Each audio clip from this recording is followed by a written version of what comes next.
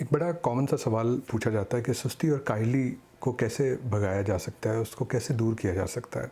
और अगर मैं इसको एक और तरह से एक्सप्लेन करूं तो हम लेज़ीनेस और प्रोक्रेस्टिनेशन से कैसे बच सकते हैं। ये एक बड़ा कॉमन अलमिया है हमारी सोसाइटी का भी, और हमारे इर्द गिर्द भी हम बहुत सारे ऐसे लोगों को देखते हैं। और कभी कभी हमें ख़ुद अपने बारे में भी एहसास होता है कि शायद हम सुस्ती, काहली और प्रोक्रेस्टिनेशन की तरफ जा रहे हैं। तो इससे हम कैसे बच सकते हैं। तो इसमें सबसे पहली चीज़ जो बहुत इम्पॉर्टेंट है समझने की, वो ये है कि अगर आप अपने आसपास के उन लोगों को देखें जो कि आपको बज़ाहिर सुस्त नज़र आते हैं, काहिल नज़र आते हैं, या कभी अगर आप अपने आप को ख़ुद भी एनालाइज़ करें कि वो कौन से ऐसे मौक़े हैं जहाँ पे आपने अपने आप को सुस्त पाया या आप प्रोक्रेस्टिनेशन की तरफ गए, तो आप ये नोट करेंगे कि वो सारे वो मोमेंट्स हैं या वो सारे ऐसे लोग हैं जिनकी ज़िंदगी में कुछ मकसद नहीं है, उनकी ज़िंदगी में कोई टारगेट नहीं है, उनकी ज़िंदगी में कोई पर्पस नहीं है। तो जब आपकी ज़िंदगी में पर्पस, टारगेट और कोई एम नहीं होता, तो आप ऑटोमेटिकली सुस्ती की तरफ जाना शुरू हो जाते हैं, काहली की तरफ जाना शुरू हो जाते हैं, और आप प्रोक्रेस्टिनेशन शुरू कर देते हैं और ये कहते हैं कि ये काम इम्पॉर्टेंट नहीं है, ये मैं कल कर लूँगा, परसों कर लूँगा, अगले महीने कर लूँगा, और इस तरह से करते करते आप बहुत सारा वक्त ज़ाया कर लेते हैं और फिर अल्टीमेटली आप एक सुस्त ज़िंदगी की तरफ जाना शुरू हो जाते हैं। तो इसलिए सबसे पहले तो ये बहुत इम्पॉर्टेंट है कि अगर आप सुस्ती, काहली और प्रोक्रेस्टिनेशन को बुरा समझते हैं, तो अपनी ज़िंदगी में कोई मकसद लेके आएँ, कोई टारगेट लेके आएँ, और आपको ये पता होना चाहिए कि मैं अगले 4 दिनों में, अगले 7 दिनों में, अगले 1 महीने के अंदर क्या अचीव करना चाहता हूँ। और जब आप ये टारगेट अपनी ज़िंदगी में ले आएंगे तो ऑटोमेटिकली वो आपको पुश भी करेगा, वो आपके अंदर मोटिवेशन भी लाएगा और आपको सपोर्ट भी करेगा फ्रॉम इनसाइड कि आपने ये काम करना ही करना है। तो इस तरह से आप फर्स्ट स्टेज के ऊपर सुस्ती, काहली और प्रोक्रेस्टिनेशन से बच सकते हैं। दूसरी जो एक और इम्पॉर्टेंट चीज़ है इसके अंदर समझने की और देखने की, वो ये कि ठीक है, आपने अपनी ज़िंदगी में गोल तो पैदा कर लिया, कोई टारगेट तो डिफ़ाइन कर लिया, बट ये भी समझना बहुत ज़रूरी है कि वो आपका टारगेट कितना बड़ा या छोटा है। तो एक बहुत कॉमन सेइंग है कि आप ख़ुद सुस्त या काहिल नहीं होते, आपके टारगेट्स या आपके गोल्स इतने छोटे होते हैं कि वो आपको सुस्ती, काहिली की तरफ ले जाते हैं। तो जितने बड़े गोल्स और टारगेट्स आपके होंगे, उतना ही आप अपने आप को मोटिवेटेड पाएंगे और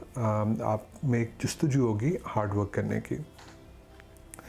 जो दुनिया में जितने भी इम्पॉर्टेंट लोग हैं जिनको आप देखते हैं कि वो बहुत मेहनत करते नज़र आए आपको और बहुत मोटिवेटेड नज़र आए, आप उन सबको अगर एनालाइज़ करें तो उन सब का कोई ना कोई पर्पस था। उन्होंने कोई टारगेट सेट किए हुए थे अपने लिए, कुछ अपने एम्बिशंस डिफ़ाइन किए हुए थे जिनको वो फॉलो करते हुए वो सारा हार्ड वर्क करते थे।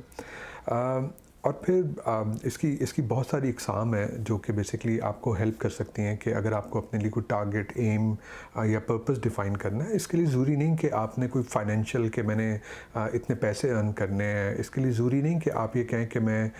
इतनी क्वालिफ़िकेशन हासिल करूँगा। इसके लिए ज़रूरी नहीं कि आप ये कहें कि मैं कैरियर में इतना आगे जाऊँगा। इसमें बहुत सारे ऐसे तरीके हैं, आपकी हॉबीज़, आपका सोशल वर्क, आपका सोसाइटी के लिए कंट्रीब्यूशन, ये वो सारी चीज़ें हैं जो बेसिकली आपको हेल्प करती हैं अपने लिए कुछ गोल डिफ़ाइन करने के लिए और अपने पर्पस को सेट करने के लिए। इसी तरह जैसे मैं जो मेरे कॉलीग्स हैं और जो मेरे आसपास के लोग हैं, दे डेफिनेटली नो कि मैंने अपनी ज़िंदगी में एक सिंपल सा एम रखा हुआ है जो कि बेसिकली मुझे मोटिवेटेड रखता है और मुझे हेल्प करता है हार्ड वर्क करने के लिए और आगे बढ़ने के लिए। वो ये कि मैं ये सोचता हूँ कि मैं जिस जगह पे भी हूँ, जिस किसी के साथ भी इन्वॉल्व हूँ, चाहे वो मेरी ऑर्गेनाइजेशन है, चाहे वो मेरा इंस्टीट्यूट है, चाहे वो मेरी फैमिली है, मैं ये चाहता हूँ और मैंने एक सिंपल सा एम अपनी ज़िंदगी में रखा हुआ है कि मैं इन सब लोगों से जब दूर हूँ, चाहे वो जॉब चेंज की वजह से हो, चाहे वो हायर स्टडीज़ के पॉइंट ऑफ व्यू से हो, या कभी जब हम सबको इस दुनिया से जाना है, तो मैं ये सोचता हूँ कि उनके पास कोई एक बात ऐसी होनी चाहिए जिस पे वो सोचें कि उस्मान ने हमारे लिए ये कंट्रीब्यूशन किया था, उस्मान ने हमें ऐसे सपोर्ट किया था,